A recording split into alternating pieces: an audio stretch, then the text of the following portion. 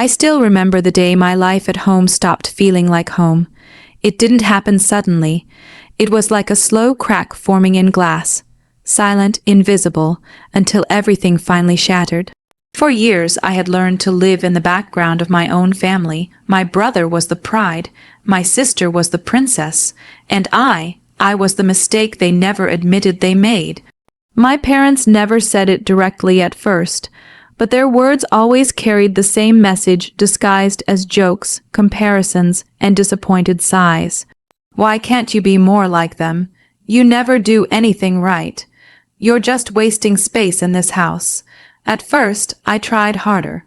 I thought if I worked more, studied more, stayed quieter, stayed smaller, maybe I would finally become enough. I cleaned without being asked, helped in silence, and swallowed every insult like it was normal food.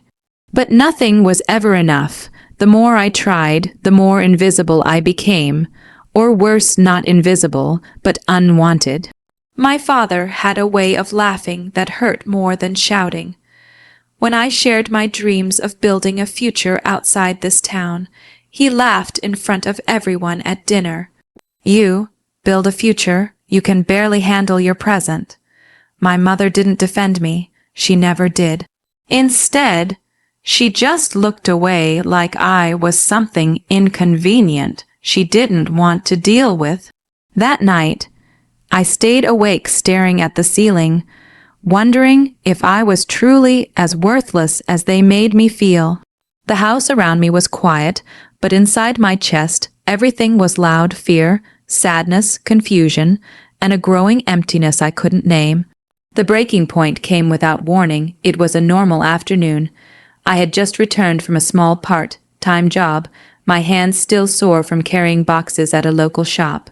I remember placing my earnings on the table, careful not to spend even a single coin, because I knew I had to save every bit for my future.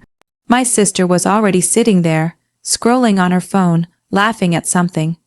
My brother walked in shortly after, and the energy in the room shifted instantly warm, approving, alive. And then there was me. My father looked at me like I had interrupted something important. "You're late again," he said sharply. I was working. I replied quietly. My mother sighed. "Working? That's not even a real job. Look at your brother. He studies properly. Not like you running around doing useless things." My chest tightened, but I stayed silent. I had learned silence was safer than explaining. Then my father stood up. "I've had enough of this," he said. His voice was calm, which somehow made it worse. "You don't contribute anything meaningful here. You don't respect this house, and honestly, you're becoming a burden." The word hit me harder than anything before it. Burden, as if I was a weight they were tired of carrying. My sister snickered softly, like she had been waiting for this moment. My brother didn't even look up. I felt my throat tighten. "I'm trying," I said, barely audible. My father laughed again. That same sharp laugh. "Trying. For 5 years you've been trying, and this is all you have to show for it." My mother finally spoke, her voice cold. "Maybe it's better if you leave for a while. You're stressing everyone out." For a second, I thought I misheard her. Leave the house I grew up in, the same walls I had cried against at night, the same kitchen where I had washed dishes until my hands cracked. And now I was being told I didn't belong in it. I have nowhere to go. I whispered. My father didn't even blink. "That's not our problem." That sentence ended something inside me. I don't remember packing properly. I just remember the feeling of moving through the house like a ghost while no one stopped me. No one asked me to stay. No one hesitated. My sister actually smiled when she saw me fold my clothes into a small bag. "Finally," she said under her breath. Finally, as if my existence had been an inconvenience they were all relieved to remove. When I stepped out of the house, the sun felt too bright. The air felt unfamiliar, like even the world outside didn't recognize me anymore. I stood at the gate for a moment, waiting for anyone, to call me back. No one did. The door stayed closed, And just like that, I wasn't a daughter in that house anymore. I was nothing but a name they were done saying. I walked away with a small bag, a heavy heart, and a silence so deep it felt like it was following me. I didn't know where I was going, but I knew one thing for sure. I couldn't go back. The world outside my home didn't welcome me with comfort or kindness. It didn't care about my pain, my story, or the fact that I had once been someone's child. It only cared about survival, and survival doesn't make exceptions. For the first few nights, I slept in places I never thought I would.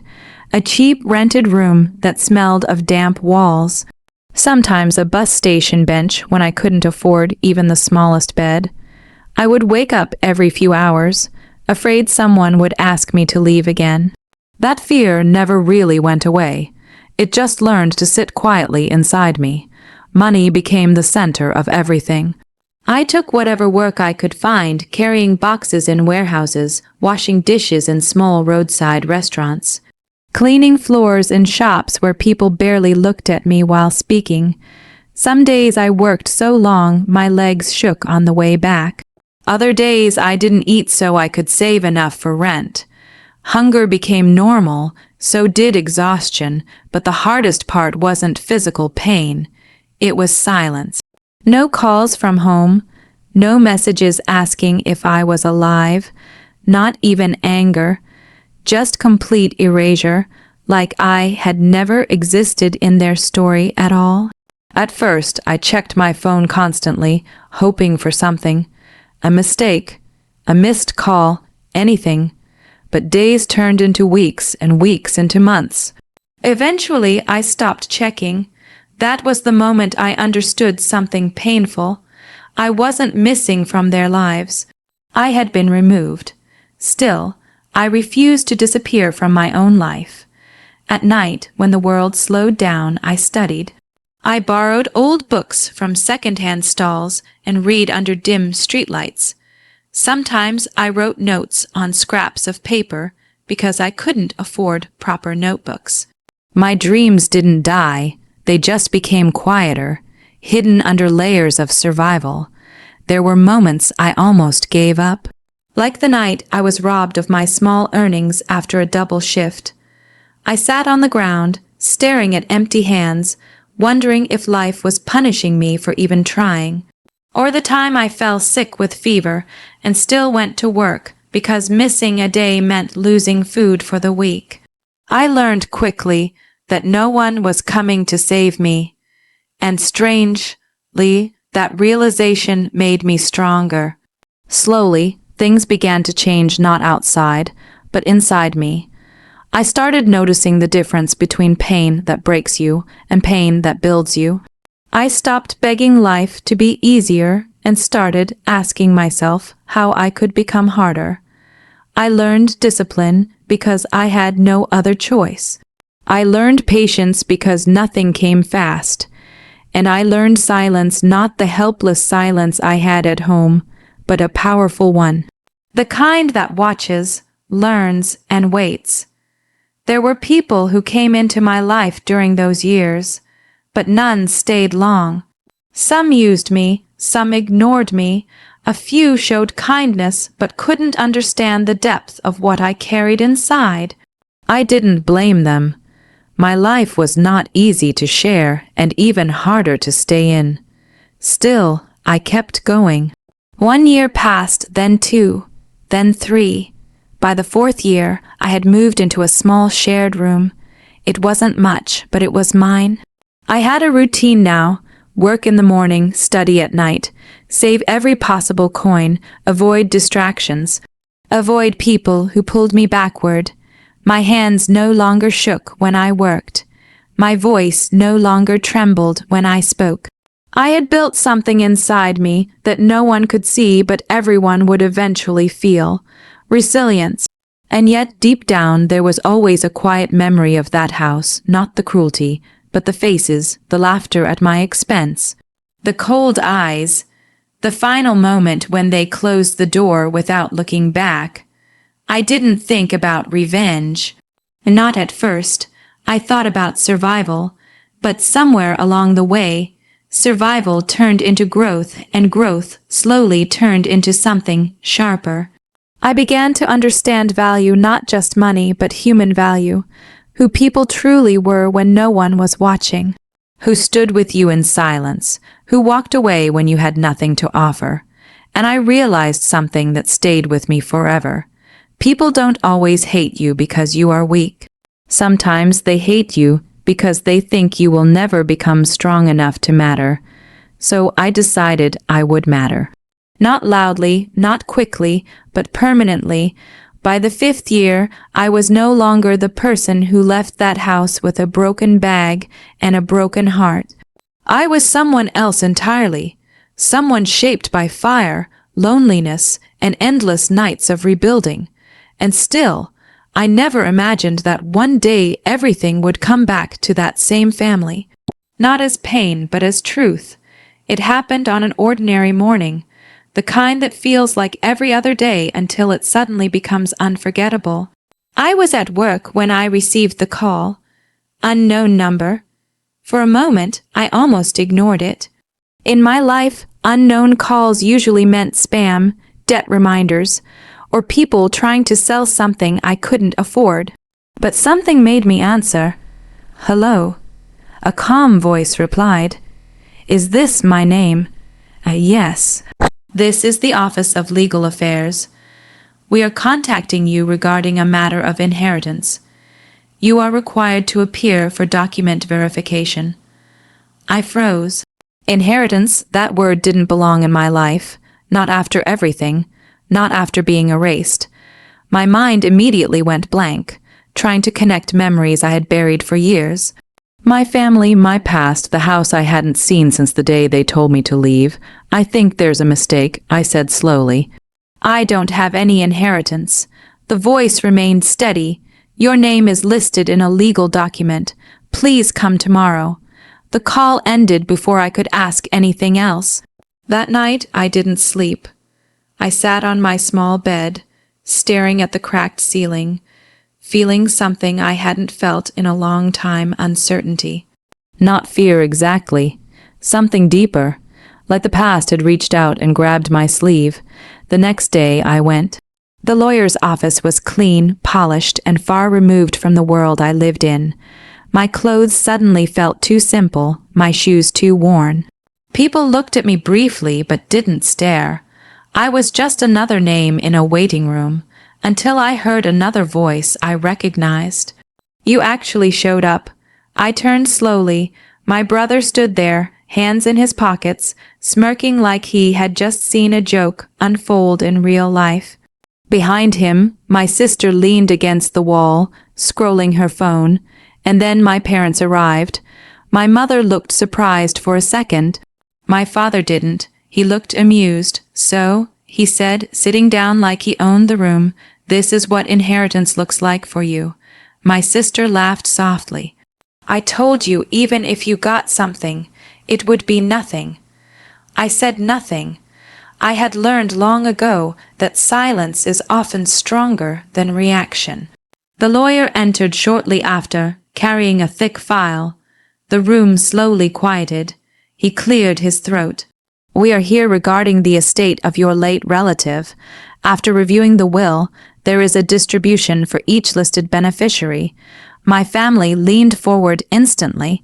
I could feel it. The greed, the expectation, the hunger for something big. My father smiled slightly.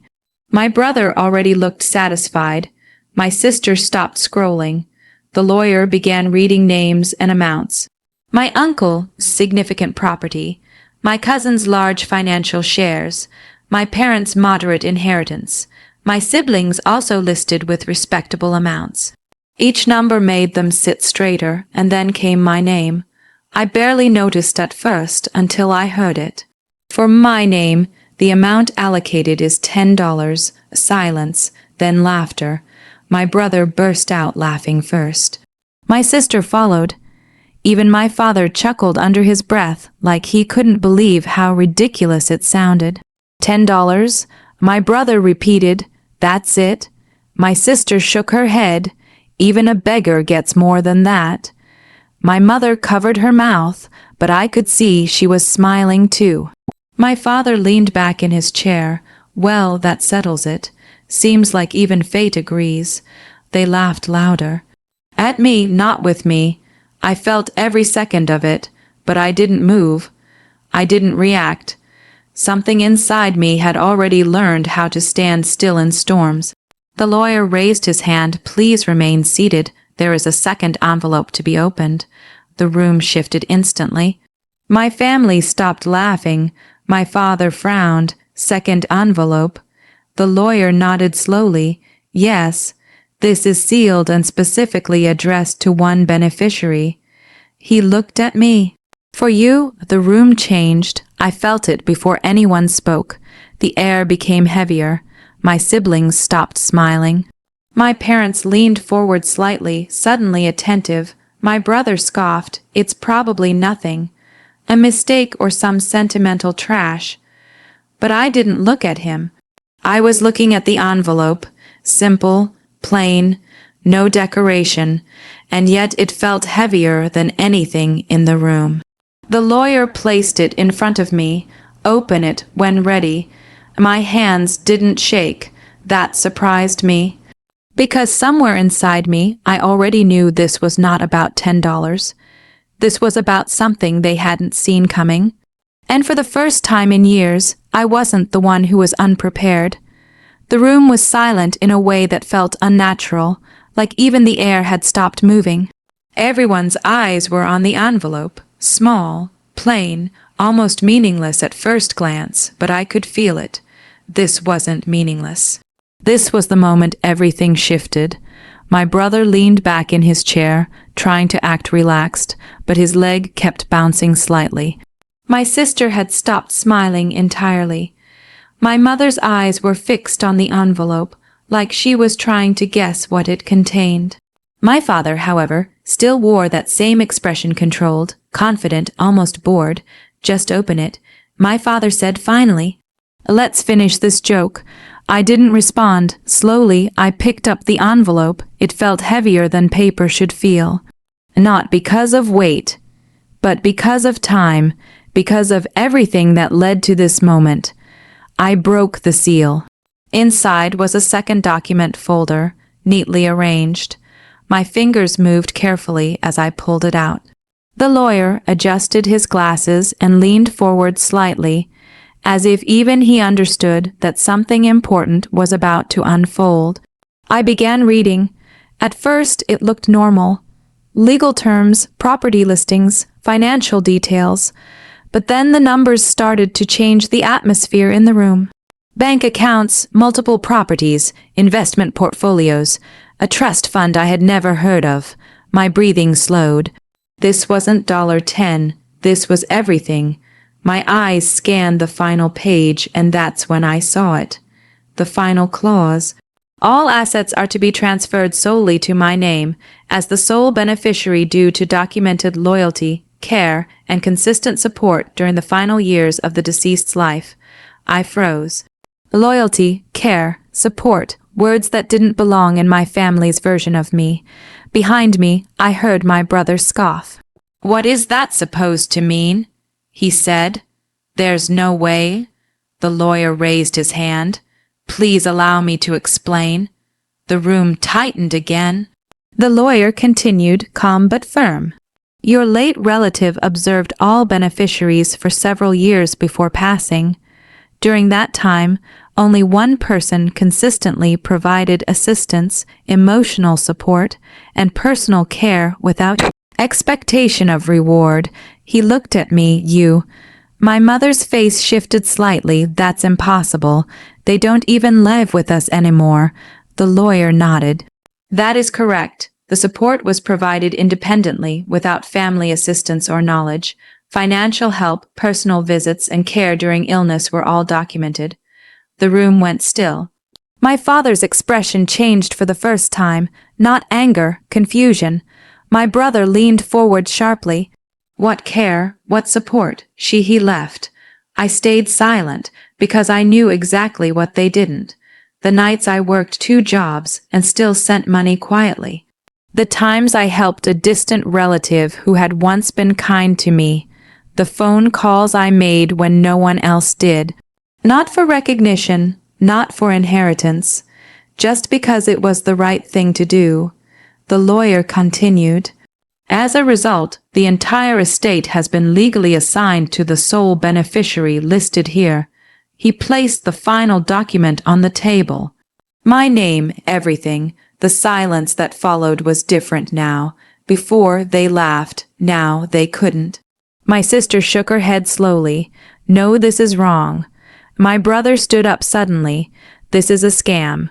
My father's voice cut through both of them. Sit down. For the first time, he didn't sound confident. He sounded uncertain. My mother looked at me, her eyes narrowed. This doesn't make sense. You don't deserve. She stopped herself mid-sentence, but the word had already hung in the air. Deserve? I finally looked up, and for the first time, I didn't feel small. I didn't feel invisible. I didn't feel like the child they once pushed out. I felt calm. Deserve. I repeated quietly. No anger. No shouting, just truth. My father shifted in his seat. This must be some misunderstanding. You were never part of anything important. The lawyer answered instead of me. The will is legally binding. It cannot be changed. Silence again. But this time it was heavier. My brother sat back down slowly, like his legs had stopped working. My sister wasn't even looking at her phone anymore. My mother's lips were pressed tightly together. And my father was staring at me like he was seeing me for the first time, not as a mistake, not as a burden, but as something he had failed to understand. I closed the folder gently, not dramatically, not for effect, just quietly, because I didn't need to prove anything anymore. The truth had already done it for me. I stood up. No one stopped me. No one spoke. I looked at them one last time. This family that once laughed when I had nothing and now couldn't speak when I had everything. I didn't come here for revenge. I said softly. My voice was steady. That was never the goal. I paused. But life has a strange way of showing people what they refuse to see. I turned toward the door. Behind me, I heard nothing. No laughter, no jokes, just silence. And for the first time in years, that silence belonged to them.